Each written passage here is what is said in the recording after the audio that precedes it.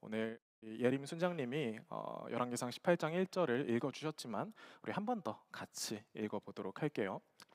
우리 한 목소리 읽어볼까요? 시작. 시간이 흘러 3년째 되는 해에 여호와의 말씀이 엘리야에게 임했습니다. 가서 아합을 만나거라. 내가 이 땅에 비를 내릴 것이다. 아멘.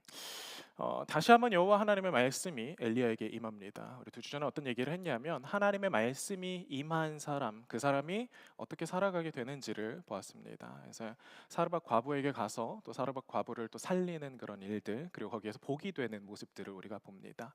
하나님의 말씀이 임한 사람은 어디에 가든 복이 돼요. 어디에 가든 복이 되고 또 어디에 가서든 또 그곳에서 복을 또 받습니다. 복의 통로로서 살아가게 되는 거죠. 이게 이제 17장 그 마지막까지의 내용이고요. 18장이 이제 시작하면서 이렇게 얘기를 합니다. 시간이 흐른 후에 개역 개정에는 많은 날이 지나고라고 이야기를 합니다. 무슨 얘기냐면 제 3년, 그러니까 3년이 될 때까지 엘리야가 어디에 있었다? 어디였을까요? 엘리야가 여전히 사르밧 과부의 집에 있었다라는 이야기입니다. 비가 내리지 않은 지 꼭 3년이 되는 해였습니다. 우리가 뭐 드라마나 영화 같은 거 보면은 그런 거 있잖아요. 뭐 하다가 잘 전개되다가 갑자기 1년 후 이런 게 뜨는 게 있습니다. 그렇죠? 그러니까 우리가 순간으로 봤을 때는 몇 초의 시간이지만 영화 안에서는 흐름 안에서는 1년의 시간이 혹은 뭐 3년의 시간이 또는 10년의 시간이 흐를 수 있다라는 거죠. 오늘 말씀도 이제 17장 마지막 절에서 딱 한 절 넘어왔는데 몇 년이 지났다? 3년이 지났다라는 이야기입니다. 비가 내리지 않은 지 3년째. 3년 동안 엘리야는 어땠을까요? 뭐 했을까요? 하나님께 말씀을 받았잖아요. 그리고 하나님의 놀라운 그런 역사를 경험합니다. 뭐 까마귀가 자기를 먹이는 그런 역사, 그리시는 물가에서 하나님께서 자신을 먹이시는 그런 기적들을 경험하고 사르밧 과부의 집에 가서 정말 내가 복이 되는 그런 경험들도 했습니다. 하나님께서 살아 계시는구나. 하나님께서 뭔가를 하시겠구나. 그리고 하나님이 말씀하신 것처럼 진짜로 비가 내리지 않은 지 3년이 되어 갑니다. 그런데 엘리야는 3년 동안 지금 어디 있었다고요? 사르밧 과부의 집에 있었다고요. 이방 땅에서 엘리야는 3년이라는 시간을 흘려보내고 있었다라는 겁니다. 여러분, 우리는 좀 일이 좀 빨리 진행됐으면 좋겠어요. 그렇죠? 하나님께서 어떤 일을 딱 하신다, 나에게 어떤 마음을 주셨다, 그러면은 바로 그 다음 날 뭔가가 변화되길 기대하고 어떤 일이 일어나기를 우리는 기대합니다. 그러나 여러분, 하나님의 말씀은요, 꼭 매일 우리에게, 매 순간 우리에게 임하지 않을 수 있다라는 것들을 우리가 기억을 하셔야 합니다. 엘리야가 하나님의 사람이지만 엘리야가 매일같이 하나님의 새로운 말씀을 받아서 야 오늘은 이 말씀으로, 야 오늘은 이 말씀으로, 야 오늘은 이 말씀으로 살아갔던 게 아니라는 거예요. 엘리야는 그저 하나님께서 말씀하셨던 거, 지금은 어디로 가라고? 사르밧 과부에게로 가라라는 그 말씀에 기대어서 사르밧 과부의 집에 가 있는데, 거기에서 엘리야가 움직이지 않았던 이유는 뭐예요? 아직 하나님의 말씀이 임하지 않았기 때문에 그렇습니다. 여러분, 출애굽기 40장 34절에 38절 보면은 이스라엘 백성들이 행진하는 모습들이 나와요. 이스라엘 백성들이 출애굽을 하고 광야에서 이제 행진을 하는, 이동을 하는 그런 모습들과 방법이 나오는데요. 제가 읽어드릴게요. 개역개정으로 읽어드릴게요. 제가 아마 요거는 우리말로 드린 것 같은데, 구름이 회막에 덮이고 여호와의 영광이 성막에 충만함에 모세가 회막에 들어갈 수 없었으니 이는 구름이 회막 위에 덮이고 여호와의 영광이 성막에 충만함이었으며, 구름이 성막 위에서 떠오를 때에는 이스라엘 자손이 그 모든 행진하는 길에 앞으로 나아갔고, 구름이 떠오르지 않을 때에는 떠오르는 날까지 나아가지 아니하였으며, 낮에는 여호와의 구름이 성막 위에 있고 밤에는 불이 그 구름 가운데 있음을 이스라엘의 온 족속이 그 모든 행진하는 길에서 그들의 눈으로 보았더라라고 이야기를 합니다. 이스라엘 백성들은 광야에서 어떻게 행진했을까요? 대체 뭐 했는데 여기까지 이제 40년이 걸렸을까요? 이스라엘 백성들이 광야에서 행진할 때 그들은 하나님의 임재의 상징인 영광의 구름을 보고 나아갔습니다. 그러니까 잘 생각을 해보세요. 60만 명이 지금 이동을 하고 있어요. 그러면 성막을 중심으로 텐트를 쫙 치는데 이 60만 명이 언제 어떻게 이동을 할 거냐? 언제 텐트를 걷고 이동할 거냐? 성막에 구름이 떠올라서 이동하면 이 구름이 어디로 가는지 보고 다 짐을 챙깁니다. 그리고 나서 그 구름을 따라가요. 구름이 멈춘 곳에 자신의 짐을 풀고 다시 성막을 세우고 그리고 나서 옆에 다 텐트를 쫙 칩니다. 그러니까 매일같이 캠핑하는 삶이죠. 얼마나 아름답습니까, 그렇죠? 별로 그렇게 살고 싶진 않지만 그 천막에서 계속 살고 있었다라는 거예요. 자, 문제는 이 구름이 언제 떠오를지 모른다라는 거예요. 구름이 규칙적으로 떠오르지 않고요. 구름이 내가 기도하면 떠오르지 않고요. 그냥 어느 순간에는 한 바로 그 다음 날, 한 몇 시간 뒤에 갑자기 텐트를 걷어서 이동해야 될 때가 있는 거고, 어떤 때는 일주일, 한 달, 뭐 세 달, 1년 동안도 이 구름이 움직이지 않을 때가 있더라는 겁니다. 그러나 이스라엘 백성들은 이 말씀을 따라서 이동합니다. 하나님의 임재의 구름이 움직일 땐 움직이고 멈춰설 땐 멈춰서게 되는 거죠. 여러분, 하나님의 일은 우리의 때에 일어나는 거, 우리의 기대를 우리가 생각하고 우리가 계산한 때에 일어나는 게 아니라 하나님의 때에 일어납니다. 그렇기 때문에 하나님의 백성들이 해야 하는 건 사실은 열심과 열정이 아니에요. 백성들에게 필요한 건 말씀에 내가 순종할 수 있는가. 이 순종이라는 건 꼭 나아가는 것만을 의미하지 않습니다. 하나님의 구름이 멈춰 섰을 때 나는 그 자리에 머무를 수 있는가, 그 자리를 지킬 수 있는가, 또 하나님이 구름이 이동했을 때 나는 그 구름을 향해서 과감하게 전진할 수 있는가. 여러분, 그 순종이 그리스도인들의 삶의 필수적이라는 거예요. 이 출애굽기 마지막에 보면 그렇게 순종하는 이스라엘 백성들이 누린 은혜가 있습니다. 뭐라고요? 구름이 성막 위에 있고 밤에는 불이 그 구름 가운데 있음을 이스라엘 온 족속이 그 모든 행진하는 길에서 그들의 눈으로 보았더라. 무엇을 보죠? 하나님의 임재를 경험합니다. 하나님과 함께 동행하는 삶을 이렇게 우리가 경험할 수 있다라는 거예요. 하나님의 말씀은 꼭 우리에게 매일 임하지 않습니다. 그건 하나님의 마음이에요. 어떤 때는 정말 순간순간 하나님께서 말씀하시기도 해요. 그러나 어떤 때에는 뭐 3년이 걸릴 수도 있고, 때로는 뭐 40년이 걸릴 수도 있고, 때로 우리가 죽을 때나 돼서야 하나님의 음성을 들을 때가 있기도 합니다. 그러나 이 하나님께서 그렇게 하시는 데에는 이유가 있다라는 거예요. 그 믿음을 가지고 우리가 하나님에 대해서 순종하며 하나님을 따라갈 때에 여러분, 우리는 하나님과 동행하는 삶을 살아갈 수 있게 됩니다. 사랑하는 성도 여러분, 하나님보다 앞서지 않으셨으면 좋겠어요. 너무 우리가 초조하고 너무 우리가 막 빨리 뭔가 이루어졌으면 좋겠어, 내 인생에 뭔가가 빠르게 이루어났으면 좋겠어 라는 건 그건 내 생각이고, 하나님께서는 항상 하나님께서 가장 좋은 때에 또 결실을 맺게 하시는 분이라는 것들을 기다리고 기대하는 우리가 됐으면 좋겠습니다. 이 3년이라는 시간은 이 성경에서 보면 완전한 수예요. 그러니까 3년을 기다렸다라는 건 완전히 기다렸다라는 의미입니다. 43, 7 같은 의미를 갖고 있어요. 3년 동안 기다리게 됩니다. 여러분들이 어떻게 보면 이 자리에서 공부하시는 시간들이 그 시간이 될 수도 있을 것 같습니다. 그렇죠? 저는 이제 초등학교 때 최대한 그 시간을 줄여보려고 검정고시를 봤어요. 그래서 이제 보면은 막 15살에 대학 간 친구들이 있었거든요. 그래서 나도 저렇게 좀 인생을 살아야겠다. 왜 의미 없이 굳이 내가 기다려서 그 중고등학교 아까운 6년을 보내야 하지라는 생각으로 해서 결국 1년을 줄이기는 했어요. 대학교 갈 때. 근데 그게 그렇게 큰 의미가 있지는 않더라. 여러분, 하나님의 뜻을 쫓아가고 따라가는 그 훈련이 되는 게 훨씬 더 중요합니다. 멈춰서라 라고 하시면 멈춰서고, 나아가라 하시면 나아가는 그런 일들이 우리 가운데 일어났으면 좋겠습니다. 어쨌든 마침내 다시 여호와의 말씀이 엘리야에게 임합니다. 하나님의 말씀 뭐라고 말씀하시죠? 아합에게 가서 보이라, 내가 비를 지면에 내리리라. 이제 하나님께서 다시 하늘 문을 여시고 비를 내리시겠다라고 말씀을 하십니다. 자, 그런데 하나님께서 그렇게 말씀을 하셨으면 그냥 하시면 되잖아요. 그렇죠? 3년이 지났고 하나님께서 내가 비를 지면에 내리리라라고 말씀하셨으면 그냥 내리시면 되는 건데, 하나님은 이 일을 굳이 이제 귀찮게 하십니다. 어떻게 귀찮게? 하나님의 사람을 통해서 하십니다. 하나님의 사람에게 하나님의 말씀을 주시고 그 하나님의 말씀으로 이 땅 가운데 일어나는 것들을 하나님께서 보여주시는 거예요. 자, 이제 그럼 왜 그렇게 하나님께서 귀찮게 일을 해가시는지를 함께 보도록 합시다. 열왕기상 18장 17절 말씀입니다. 같이 볼까요? 아합은 엘리야를 보자 말했습니다. 내가 바로 이스라엘의 문제를 일으키는 자로구나. 자, 엘리야를 만난 아합이 이제 엘리야에게 말해요. 이스라엘을 괴롭히는 자야 너냐? 야, 너가 문제를 일으키는 사람이구나. 뭐죠? 적반하장이죠. 그렇죠? 지금 문제가 왜 일어나고 있는데요? 문제가 아합 때문에 일어나고 있는데 아합이 도리어 이 옳은 말을 하고 있는 엘리야한테 너가 문제라고 이야기를 하는 거예요.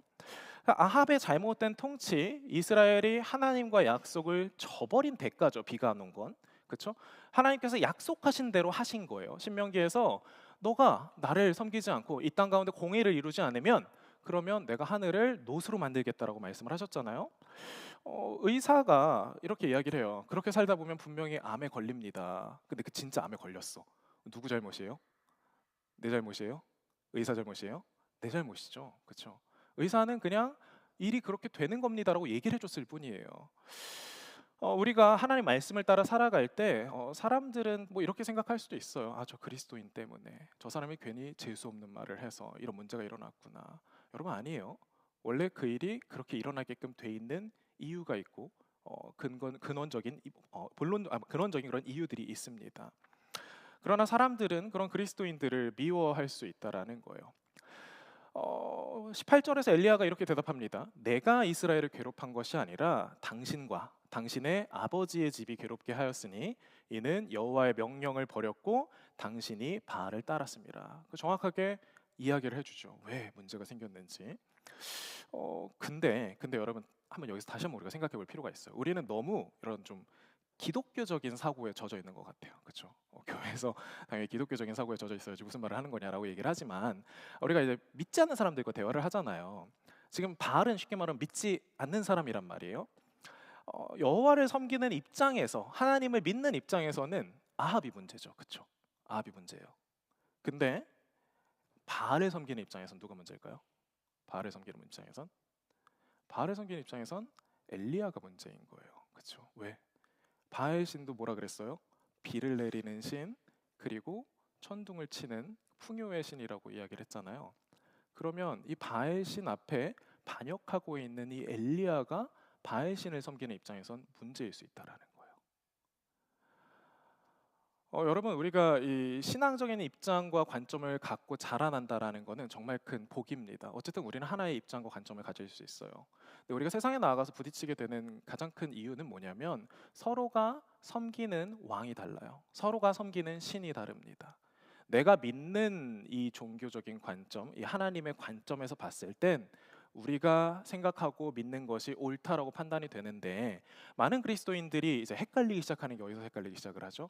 전혀 다른 걸 믿는 사람들이 있어요. 전혀 다른 걸 믿는 사람들이 이야기할 때는 그 말이 맞는 것 같기도 해요. 그렇죠? 그 사람들의 논리로 생각을 해봤을 때는 그 말이 맞는 것 같고 오히려 그 논리에 반대하고 있는 내가 문제겠다라는 생각이 들 때도 있습니다. 그렇죠? 특히 여러분 보스턴에서 살아갈 때면 많이 겪으실 거예요. 우리가 하나님을 믿는다는 건 뭐라고요? 예수 믿는다는 건 나를 죽여야 되는 거예요. 나를 죽이고 나를 십자가에 못 박아라. 그리고 예수의 뜻을 따라가라. 그렇죠? 그런데 세상 사람들이 믿는 건 뭐죠? 야, 너가 잘 돼야 되고 너가 생각하는 대로 살고 너가 믿는 대로 너는 살아. 너가 하고 싶은 거 다 할 수 있어. 괜찮아. 라고 이야기를 합니다. 여러분 그런 관점에서 봤을 때는 기독교가 교회 다니는 우리가 문제일 수 있다라는 거예요. 그렇죠? 왜? 자유를 억압하고 그리고 세상이 더 잘 될 수 있는 것들을 막아서고 있는 사람처럼 보이기 때문에 세상이 왜 기독교에 대해서 문제의식을 갖고 있죠? 섬기는 신이 다르기 때문에 그래요. 여러분들이 어렸을 때도 경험해 보셨을 거예요. 점점 나이가 들면서 우리는 뭘 알게 되냐면 어렸을 때에는 우리 엄마 아빠가 내 세상이에요. 그렇죠? 내 세상의 전부는 우리 집의 룰이에요. 그렇죠? 저는 집에서 항상 밥 먹기 전에 기도하고 밥 먹어야 된다고 교육을 받았어요. 내 세상에 나가니까 다른 집 친구들은 안 그러는 거예요. 그래서 야, 너 왜 밥 먹을 때 기도 안 하고 밥 먹냐라고 아주 어렸을 때 이제 얘기를 했는데 자기는 그런 적이 한 번도 없다는 거예요. 엄마 아빠는 그냥 밥 맛있게 먹으면 된다라고 이야기를 했다라는 거예요. 저희 집에서는 엄마 아빠가 아빠가 특히 수저를 먼저 들지 않으시면 저는 수저를 들 수가 없었어요. 그게 우리 집의 룰이었거든요.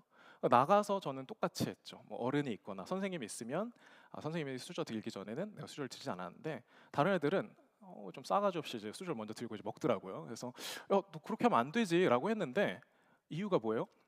이유가 딱히 얘기할 수 있는 건 우리 엄마 아빠가 그렇게 하지 말라 그랬어밖에 없는 거예요. 근데 이 친구는 엄마가 먼저 우리는 아이들부터 먼저 먹는 게 우리 집의 룰이래라는 이야기가 들리는 거죠. 그러니까 아이들 때에는 부모가 자신의 세상입니다. 근데 그걸 점점 언제 깨닫게 되냐면 학교에 가서 나랑 다른 집도 있구나라는 걸 보면서 깨닫게 되죠. 여러분, 우리가 살아가고 있는 것은 내가 이 세상의 주인이 누구라고 생각하는지에 따라서 다 달라요. 이 세상의 주인이 내가 하나님이라고 생각하느냐, 여호와라고 생각하느냐, 이 세상의 주인이 바알이라고 내가 믿고 있느냐에 따라서 옳고 그른 것들이 다 달라진다라는 이야기입니다. 우리가 지금은 히틀러가 문제라고 이야기를 합니다. 그렇죠? 그런데 여러분 한번 생각을 해보세요. 히틀러가 세계를 정복한 세상 어떨까요? 히틀러가 정말 문제일까요? 아니면 유대인들이 문제일까요? 우리가 일본 식민 치하에 있을 때 일본 사람들이 문제라고 우리는 생각을 해요. 그런데 일본이 정말 우리나라를 완전히 점령했어요. 그래서 우리가 일본 사람이 됐어요. 태어나서 일본 말을 써야 되고 일본 이름을 갖게 되고 일본 문화 속에서 살아가게 되는 거예요. 그러면 조선이 나쁜 나라일까요? 일본이 나쁜 나라일까요? 캄보디아 이야기가 한창 이제 이어지고 있습니다. 좀 더 현실적인 이야기를 한번 해볼게요. 자, 캄보디아에 있는 그 세계에서 살아가고 있는 사람들한테 여러분 그 뭐 노예로 살아가는 사람들 말고 거기에서 일하면서 살아가는 사람들 있잖아요.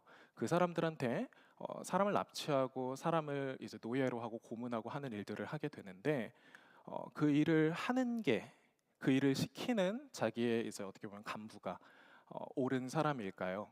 아니면 밖에서 우리가 한창 돈 많이 벌고 잘 벌고 있는데 그 돈을 못 벌게 하는 사람들이 나쁜 사람일까요? 내가 믿는 세계에 따라 달라져요. 이스라엘 사람들이 말하는 이 왕이라는 게 바로 그런 거예요. 왕이 아합 왕이니까 지금 이 아합 왕이 다스리는 세계에서는 마치 바알을 섬기는 게 정상이고 마치 바알에 예배하는 것들이 옳은 일처럼 느껴진다라는 겁니다. 여기서부터 좀 헷갈리기 시작하죠. 그럼 대체 뭐냐? 오늘 성경에서 이야기하는 건 우리에게 세상엔 그렇게 얘기한다라는 거예요. 다양성을 얘기하면서 이것도 괜찮아, 이런 세상도 괜찮고 저런 세상도 괜찮아라고 이야기를 하지만 그러나 성경이 계속해서 말하는 건 아니야. 그럼에도 불구하고 진짜 신이 있다.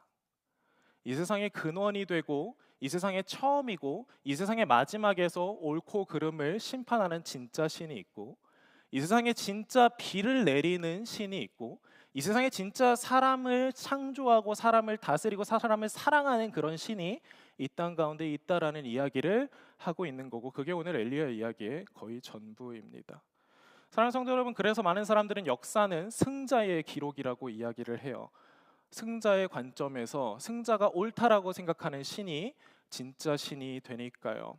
그러나 성경은 참된 신이 있다라고 이야기를 합니다. 어떤 신이든 다 괜찮은 게 아니라 역사를 이끌고 반드시 악은 정죄되고 선은 대우받는 그런 세계가 있다라는 것들을 성경은 이야기하고 있더라라는 거예요. 모든 것이 가능하고 모든 것이 괜찮은 게 아니라 모든 것 가운데에 지켜보고 계시고 심판하시고 다스리시는 하나님이 있다라는 것들을 성경은 이야기를 해주고 있는 겁니다. 바알이 진짜 신이라면 엘리야가 문제겠죠. 그러나 여호와가 진짜 신이라면 아합이 문제일 것입니다. 둘 다 괜찮은 시나리오는 없어요. 그래서 뭘 하냐면 대결을 합니다. 저는 그리스도인들에게 이런 자신감이 좀 있었으면 좋겠어요. 열왕기상 18장 22절 25절 이렇게 이야기를 합니다. 엘리야가 백성에게 이르되 여호와의 선지자는 나만 홀로 남았으나 바알의 선지자는 450명이로다. 그런즉 송아지 둘을 우리에게 가져오게 하고 그들은 송아지 한 마리를 택하여 각을 떠서 나무 위에 놓고 불은 붙이지 말며 나도 송아지 한 마리를 잡아 나무 위에 놓고 불은 붙이지 않고 너희는 너희 신의 이름을 부르라 나는 여호와의 이름을 부르리니 이에 불로 응답하는 신 그가 하나님이니라. 백성이 다 대답하되 그 말이 옳도다 하니라. 자, 그래서 어떤 시합을 하냐면 자, 그럼 너네 신 주특기 있지? 우리 신 주특기 있지? 그걸 가지고 서로 싸웁니다. 뭘 갖고 싸우죠? 바알도 이제 하늘의 신이라고 얘기를 했잖아요. 하늘에서 천둥이나 번개나 뭐 비 이런 신이에요. 그러니까 그런 신이라면 당연히 하늘에서 불을 내릴 수가 있겠지, 그렇죠? 뭐 번개 같은 거 쳐갖고 이제 막 불태운다거나 그런 일들이 있을 수 있잖아요.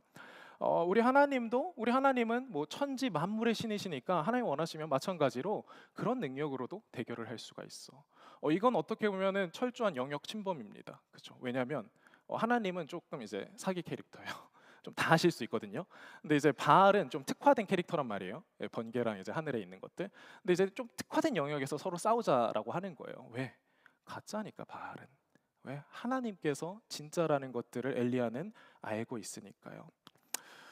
그래서 제단을 쌓고 거기에다가 송아지를 올려놓고 불을 붙이는 시합을 하는 거예요. 먼저 이제 바알 선지자들이 나섭니다. 이때 바알의 선지자들은 450명이었고요. 그리고 바알의 짝꿍이 있어요. 아세라라는 신입니다. 여자 신인데 아세라의 선지자 400명도 와서 이제 응원을 합니다. 총 이제 850명이 이제 이쪽에 서서 불을 붙이는 이제 싸움을 하는 거예요. 물론 이제 뭐 라이터를 갖고 온다거나 횃불을 갖고 온다거나 하면 안 되고 정말 모두가 보는 앞에서 하늘에서 불이 떨어져야 되는 거예요. 반면에 이 엘리야 편에서는 누가 몇 명이 나왔다고요? 엘리야 한 사람이 나옵니다. 엘리야 한 사람과 지금 850명이 싸우고 있다라는 거예요. 여러분, 세상의 특징은 뭐냐면 사람들이 많이 가는 쪽이 사람들은 진리라고 생각을 해요. 그래도 사람들이 많이 믿고 있다면, 사람들이 많이 거기에 간다면 거기에 뭔가 진짜가 있겠지라고 착각합니다. 그럼 여러분, 바알 신을 섬기는 사람들도 많이 모일 수가 있어요. 여러분, 이방 신을 믿고 이방 신을 섬기는 사람들도 숫자를 많이 가져갈 수 있습니다. 성경에서 이야기하는 넓은 길과 좁은 길이 바로 여기에 있는 거죠. 진짜를 아는 사람은 많지 않아요. 여러분, 세상에서 맛집이라고 하잖아요. 인스타에 막 엄청 올라와요. 대부분은 마달못들이에요. 그렇죠? 왜? 진짜 이게 맛있어서 막 가는 게 아니라 보통 맛집들이 맛집이 되는 이유가 어디에 있냐면 그 인플루언서들을 많이 쓰더라고요. 고용을 합니다. 그리고 광고를 해달라 그래요. 그럼 인플루언서들이 가서 막 와 여기 진짜 맛있어요라고 얘기를 하면은 사람들은 그 맛집에 가서 뭘 사는 거냐면 진짜 그 맛을 사는 게 아니라 인기와 또 주변 사람들의 인정을 사는 거예요. 제가 이제 홍대 이런 데 이제 클럽 앞에 가볼 시간이 있었어요. 기회가 있었어요. 한창 이제 뜨거운 금요일 밤에 제가 클럽에 가진 않았고 그 근처를 이제 지나갈 일이 있었는데 저는 되게 기대가 많았어요. 왜냐하면 그래도 제일 우리나라에서 좀 핫한 친구들 오는 동네잖아요. 뭐 이태원, 강남, 뭐 그 당시엔 좀 그랬어요. 몇 년 전일지 모르겠지만. 근데 정말 놀라운 광경을 봅니다. 입은 옷이 다 똑같아요.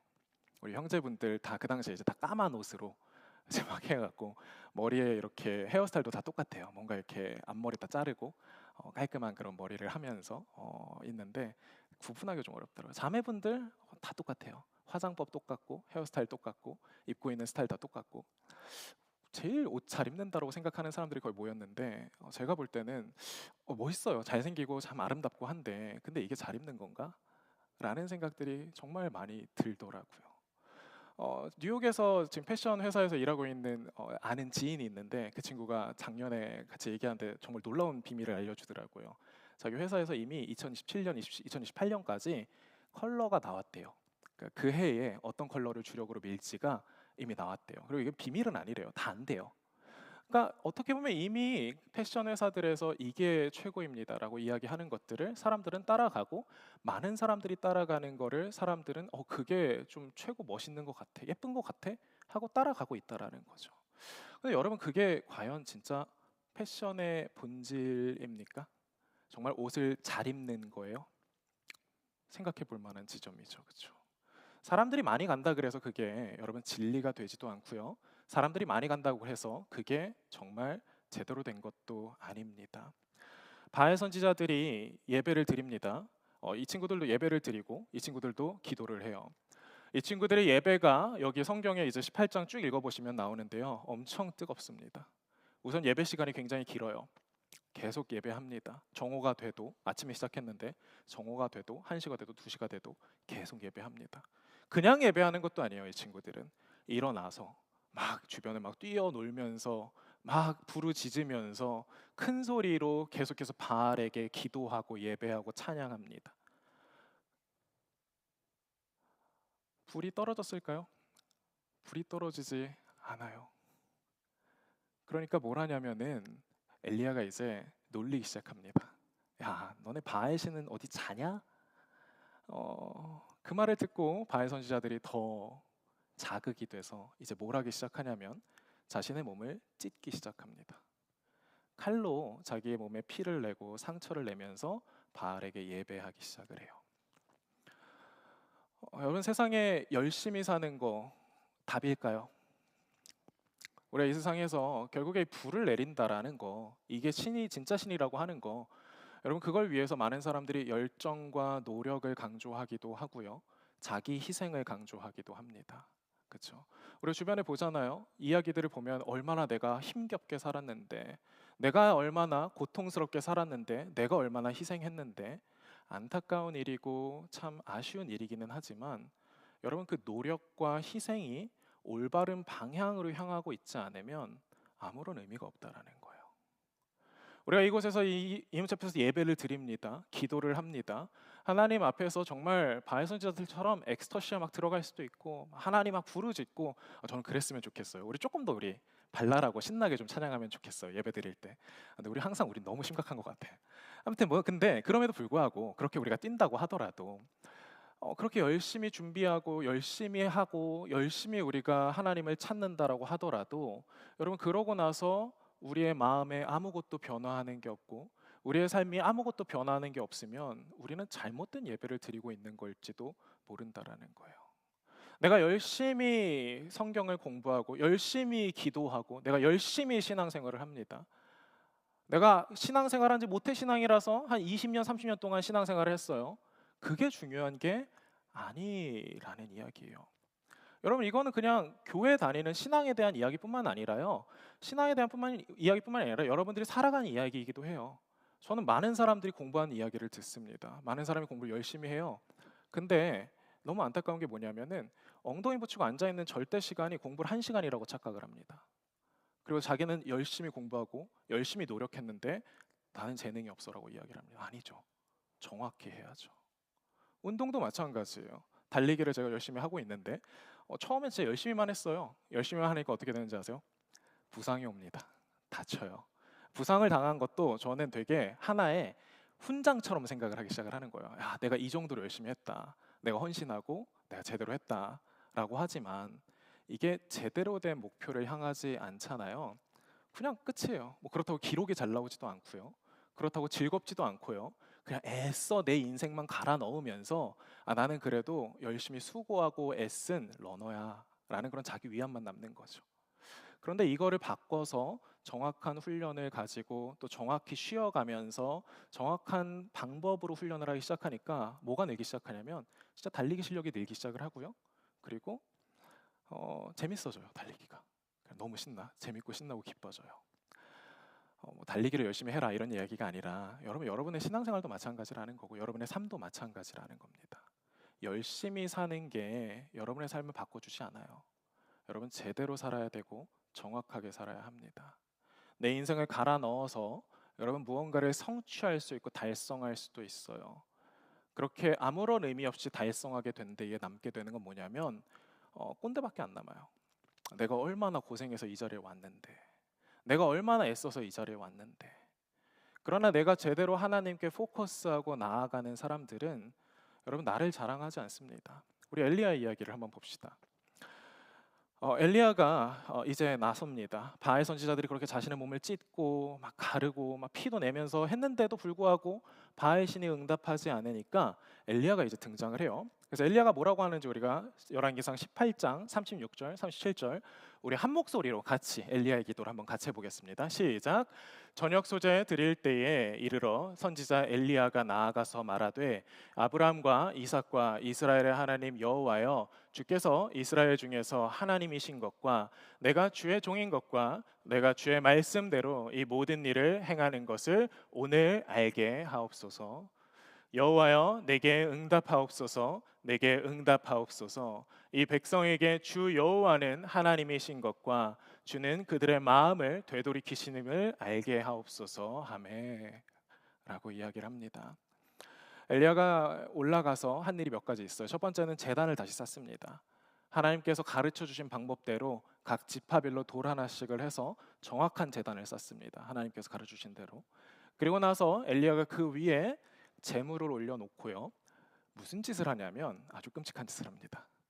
성경에 보면은 고랑을 파요. 도랑 이렇게 제단 주변으로 도랑을 이렇게 파서 그 위에다가 물 양동이로 하나, 둘, 그리고 세 번을 붓습니다.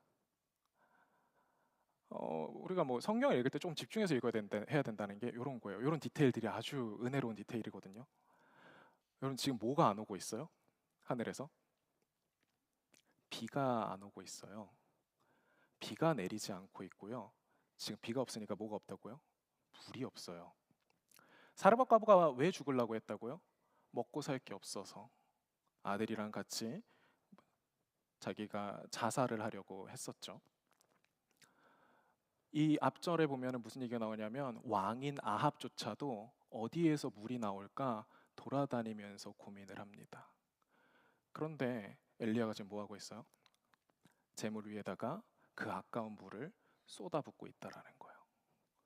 주변에 바라보던 사람들은 뭐라고 이야기를 했을까요? 와, 저 물이 하나에 이제 얼마짜린데 저거를 저기다 다 쏟아붓고 있냐. 와, 저게 너무 아깝고 저 물이면은 얼마나 많은 사람들을 살릴 수 있는데 저 물을 저기에다가 쏟아붓고 있냐. 그러나 엘리야는 그 도랑이 가득 흘러 넘칠 때까지 물을 붓고요. 그리고 나서 하나님께 기도를 합니다. 여러분, 물이 중요할까요? 중요하지 않을까요? 물이 중요합니다. 그쵸? 물 중요해요. 이 당시에 이제 물이라고 하는 걸 여러분 바꿔서 생각하면 오늘날 돈이 될 수도 있고요. 여러분들에게 여러분들의 뭐 어떻게 보면 뭐 인정해주는 그런 말들일 수도 있고 또 여러분들의 명예일 수도 있습니다. 성경에서 이 열왕기상에서 물이 의미하는 거는 우리가 필요로 하는 모든 것들이에요. 그 중에 가장 근원적으로 물을 이야기를 하는 겁니다. 사람은 물이 없으면 죽습니다. 이거는 그냥 선택하고 선택하지 않고의 문제가 아니에요. 여러분, 우리가 무언가를 향해서 지금 살아가고 계시지 않습니까? 그렇죠? 내가 원하는 것들이 있지 않습니까? 탐욕이라면 내려놓을 수 있어요. 뭔가 내가 더 과하게 구하는 것들이라면 내려놓을 수 있습니다. 그런데 문제는 뭐냐면 이 탐욕이라는 거, 내가 원하는 거라는 거는 결국에는 내 결핍이랑 연결이 되어 있다라는 거예요. 여러분, 우리에게 물이 필요합니다. 그렇죠? 여러분들 그 물을 얻기 위해서 지금 살아가고 계시잖아요. 어떻게 하면 졸업하고 나서 회사에 취직해서 돈을 벌 수 있을까? 어떻게 하면 내가 삶을 살아가는 나에게 필요한 인정들을 내가 받을 수 있을까? 우리에게 물이 분명히 필요하고요. 그리고 하나님께서는 그 물을 주시기도 하고 주시지 않기도 합니다. 그러나 여러분, 우리가 그 물에 집중하는 순간 우리의 삶이 망가지게 돼요. 우리가 물을 쫓으면 쫓을수록 여러분, 그 물을 마시는 사람은 더 목말라집니다. 우리는 어느 정도 돈을 내가 쌓으면, 어느 정도의 지위를 내가 얻으면 그때부터는 내가 괜찮겠지라고 생각을 합니다. 그래서 나는 빨리 내 돈을 쌓고 내 안정을 쌓고 나는 탈출할 거라고 생각을 해요. 그러나 그 일은 일어나지 않습니다. 우리는 계속 더 목말라질 거고 우린 계속 더 굶주려질 겁니다. 여러분, 우리의 필요는 끝이 없어서 영원히 우리는 만족하지 못해요. 더 끔찍한 건 뭐냐면 그 물을 쫓는 삶이 하늘의 문을 닫게 한다라는 거예요. 여러분, 캄보디아에서 그렇게 나쁜 일을 저지르고 있는 사람들, 여러분 그 사람들이 태생부터 나빠서 그렇게 된 걸까요? 그 사람들은 솔직하고 정직한 사람들이에요. 왜? 어떤 면에서? 물을 쫓는 데 있어서 너무나 솔직하고 너무나 정직한 사람들인 거예요. 물을 쫓기 때문에, 이 물이 중요하기 때문에 사람을 찢는 데에는 거리낌 없고요. 이 물이 너무나 중요하기 때문에 어떤 짓을 해서라도 이 물을 모으기 위해서 살아가고 있는 정말 성실하고 애쓰고 노력하는 사람들이라는 거죠. 그러나 문제는 정말 신이 없다면, 하나님이 계시지 않다면 그 일이 여러분 괜찮고 저는 여러분들 하루빨리 그쪽으로 편승하는 것도 나쁘지 않다라고 생각을 합니다. 왜냐하면 정말 큰 돈을 가져다 줄 수 있는 일이라고 생각을 하거든요. 그러나 하나님께서 계신 한 여러분 그 물이 주어지지 않고 그들의 그런 악행으로 인해서 하늘 문이 닫히게 되더라라는 거예요. 여러분, 그렇게 물을 쫓는 시대 가운데 우리가 살아가고 있습니다. 어린아이들을 오늘도 이제 우본에서 새로운 친구랑 같이 이야기하다가 5학년짜리 애인데 그런 이야기를 하더라고요. 넌 나중에 커서 뭐가 되고 싶어? 라고 물어보니까 저는 돈 많은 백수가 되고 싶어요 라고 이야기를 하더라고요. 장래가 아주 촉망되는 그런 친구죠. 근데 이게 그 친구만의 이야기는 아니에요. 사실 뭐 얼마 전에 기사로 떴던 이야기입니다. 요즘 초등학생들의 거의 30% 이상의 꿈이 돈 많은 백수라더라라는 이야기예요. 그런데 그게 과연 오늘날만의 이야기였냐? 아니에요. 저희 때도 그랬었어요. 저희 때도 초등학교 때 뭘 기대했냐면 장래희망이 뭐야? 물어보면은 제일 현명한 대답이 뭐냐면 돈 많은 백수요. 그런데 우리 때는 왜 그걸 얘기를 못했어요? 사회적인 분위기가 그걸 말하지 못하게 했기 때문에. 여러분, 우리도 솔직히 그걸 기대하고 있지 않습니까? 아, 난 좀 돈 많은 백수가 됐으면 좋겠다. 내가 뭐 하자고 지금 여기서 밤을 새고 있고, 내가 뭐 하자고 여기에서 시험 점수 하나에 지금 연연하고 있고, 내가 돈이 한 몇 조가 됐으면, 내가 몇 억, 아니 몇 억이라도 좀 있었으면, 그럼 내가 하고 싶은 거 하면서 살겠는데, 라는 생각을 하고 계시지 않습니까? 여러분, 저는 이게 되게 끔찍한 사회라고 생각을 합니다. 소망이 사라지고 기대가 사라진 시대이기 때문에 그래요. 돈이 전부고 돈이 삶의 의미가 되는 시대에는 하나님이 역사하실 자리가 없습니다. 여러분, 우리가 이 예배 시간에 와서 예배하는 거 괜찮으세요? 저는 여러분들이 정말 많은 것들을 투자하고 있다고 생각을 합니다. 특히 이렇게 공부할 때에 여러분, 이 2시간이 아니죠. 2시간이 뭐야? 한 3시간, 4시간. 우리 찬양팀들은 어제 찬양 연습까지 하면서 하면 거의 일주일에 이틀, 3일을 이 예배에 쏟아붓고 있는데, 여러분, 이 예배를 통해서 여러분 뭘 얻어가고 계십니까? 뭐 생각보다 얻어갈 때도 있지만, 하나님이 나한테 말씀하실 때도 있지만, 그냥 아무것도 없을 때도 있지 않습니까? 그러나 여러분, 우리 가운데에 정말 쫓을 만한 것들을 쫓아야 이 물이 의미가 된다라는 것들을 기억하시면 좋겠습니다. 저도 한참 그 생각을 되게 많이 했어요. 일을 할 때, 주일날까지 내가 일을 하면 벌 수 있는 수익이 얼만데, 그런데 내가 이걸 포기해야 할까라는 고민들이 정말 많이 되더라고요. 내가 교회에 다니지 않고 내가 사역을 하지 않고 내가 하나님을 섬기지 않았더라면 이 세상에서 벌써 경제적 자유를 누릴 수 있었을 텐데. 여러분, 그러나 우리에게 필요한 것은 불이 아닙니다. 세상은 물이 더 필요하다라고 이야기를 하지만 여러분, 엘리야는 그 물을 지금 제단에 쏟아 붓고 있어요. 물을 정말 물 쓰듯이 하고 있죠. 왜 그렇습니까? 더 중요한 일이 있기 때문에 그래요. 하나님을 이 사람들에게 드러내는 일이 훨씬 더 중요하거든요. 소망이 없어서, 의미가 없어서, 내가 기대할 것이 없어서, 참된 신이 없기 때문에 그저 내 등 따시고 배부른 것에 집중하려고 하는 이 세대 가운데에, 이 세상에서 제일 잘 나가는 삶이 무슨 삶이냐라고 물어보는 질문에 돈 많은 백수가 제일 최고의 삶 아닙니까? 라고 이야기하는 이 세상 가운데에 엘리야가 필요하다라고 생각한 거, 하나님이 주고자 하시는 것은 무엇이냐면 불이었던 겁니다. 세상을 창조하시고 다스리시는 하나님의 임재, 그 하나님의 존재가 이 땅 가운데 더 필요했던 거예요.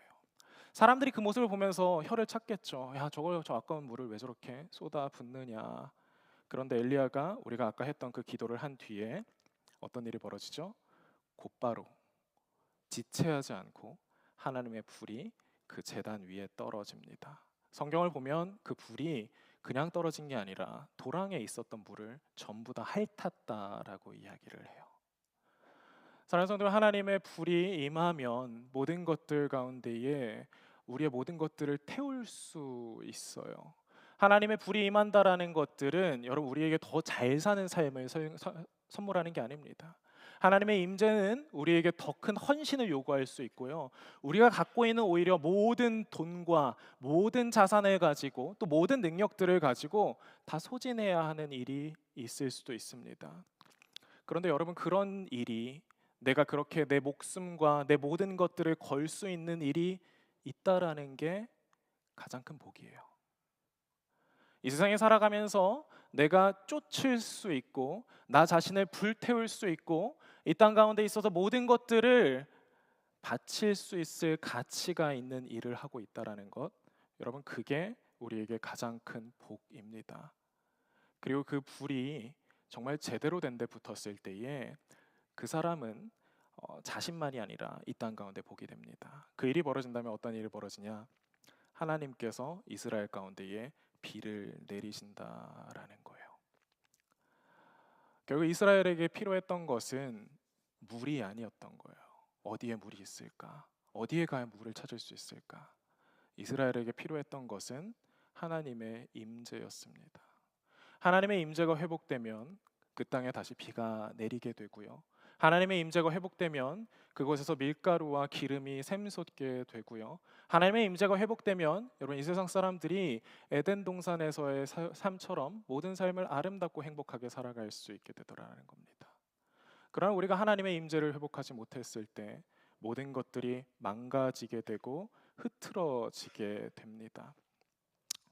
사랑하는 성도 여러분, 사람이 어디에 몰리고 있는지 중요하지 않습니다. 너무 많은 사람들이 어떻게 살아야 할지 모르고 이리저리 흔들립니다. 어떻게 해야 사람들에게 인정받을 수 있을까? 어떻게 해야 뒤처지지 않을 수 있을까? 성경은 이야기합니다. 우리 시편 1장 4절 이렇게 이야기를 해요. 악인들은 그렇지 아니하며 오직 바람에 나는 겨와 같도다. 여러분, 진짜로 따라야 할 게 무엇인지 알지 못하는 사람들에겐 진짜가 없습니다. 그냥 바람에 나는 겨처럼 이게 유행이래 하면 이리 가고 저게 유행이래 하면 저리 날아갑니다. 여러분, 그런 사람들에게는 평화가 있을 수 없고요. 그 사람들이 하나님의 나라에 들어갈 수 없습니다. 성경은 이야기합니다. 그러므로 악인들은 심판을 견디지 못하며 죄인들이 의인들의 모임에 들지 못하리로다. 그러나 하나님의 사람은 이렇습니다. 복 있는 사람은 악인들의 꾀를 따르지 아니하며 죄인들의 길에 서지 아니하며 오만한 자들의 자리에 앉지 아니하고 오직 여호와의 율법을 즐거워하여 그의 율법을 주야로 묵상하는도다. 그는 시냇가에 심은 나무가 철을 따라 열매를 맺으며 그 잎사귀가 마르지 아니함 같으니 그가 하는 모든 일이 다 형통하리로다. 여러분들은 누구이십니까? 무엇을 위해서 살아가고 계세요? 여러분들의 인생에는 어떤 의미가 있습니까? 아합과 엘리야를 한번 우리 비교해서 봅시다. 아합은 결국 세상 사람들이 바라는 그것 아닙니까? 돈 많은 백수, 그렇죠? 왕이에요. 모든 걸 다 가졌어요. 내 마음대로 할 수 있습니다. 쉬고 싶을 땐 쉴 수 있고 내가 더 갖고 싶을 땐 더 가질 수 있습니다. 엘리야의 삶은 어떻습니까? 엘리야의 삶은 흑수저 중에 흑수저죠, 그렇죠? 가난해서 과부에게 얻어먹고 까마귀에게 얻어먹는 삶을 엘리야는 살아갑니다. 그러나 오늘 이 성경 18장을 여러분 집에 가서 한번 깊게 읽어보세요. 17장부터 이어지는 이 이야기들을 깊게 읽어보세요. 여러분들은 어떤 사람의 삶을 살고 싶으십니까? 아합의 삶을 살기를 원하십니까? 아니면 엘리야의 삶을 살기를 원하십니까? 기독교적인 가치를 떼어놓고도 여러분 한번 대답해 보시면 좋겠습니다. 내가 교회를 다니기 때문에 엘리야가 최고지가 아니라 여러분, 그냥 사람이라면 이 이야기를 읽었을 때 엘리야의 삶이 더 복되고 값진 삶이구나라는 것들을 깨달을 수 있는 거예요. 여러분, 저는 여러분들의 삶에 의미가 있었으면 좋겠습니다. 여러분들 삶에 불이 임했으면 좋겠어요. 여러분들을 움직이는 하나님의 말씀이 있었으면 좋겠습니다. 내가 내 목숨을 걸어도 아깝지 않을, 내 인생 전체를 걸고 그것을 위해서 달려가도 아깝지 않을, 누군가 인정하지 않아도 아무도 내 편에 서지 않아도 나 혼자서라도 그 자리에 설 수 있는 여러분 그 진짜를 여러분들이 갖게 되면 여러분 우리의 인생은 완전히 바뀌게 됩니다. 아무런 의미 없이 그저 여기서 이제 골프 하나 치다가 인생을 마치게 되는 그런 삶이 아니라 정말 내가 살아가면서 하나님의 불기둥과 구름기둥을 경험하며 그 충만함 앞에 하나님께 예배하고 예배하는 자들과 서로 사랑하며 살아갈 수 있게 됩니다. 그리고 바로 이 한 사람을 통해서 세상 사람들이 소망과 기대를 되찾게 됩니다.